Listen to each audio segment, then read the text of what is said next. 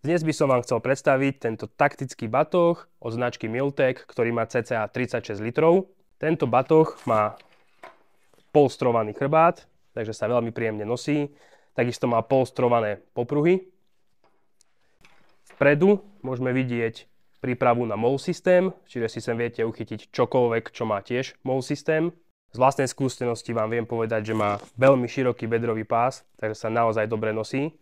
Keďže tento batoh so mnou zdolal už aj nejaké túry a reálne tento batoh, ktorý vám tu teraz ukazujem, naozaj reálne môj, ktorý používam. Vo vnútri máme dva hlavné priestory, ktoré sú tiež naozaj veľké a zmestí sa do nich čokoľvek. Ja v ňom nosím napríklad techniku na natáčanie. Vo vnútri takisto sú rôzne vrecká, ktoré sa dajú využiť na poriadok v tom batohu. Taká vec, čo by som chcel vypichnúť a tiež pomôžu veľmi pri turistike alebo pri niečom, sú tieto bočné popruhy, ktoré máme dva na jednej strane, dva na druhej strane. Takou vychytávkou na tomto batohu, tiež ktorú som teda ja používal, je vzadu, skúsime vám to takto otvoriť, len tie suché zipsy sú naozaj kvalitné,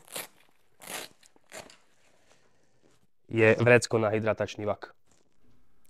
Hmotnosť tohto batohu od značky Milltek je cca 1600 gramov.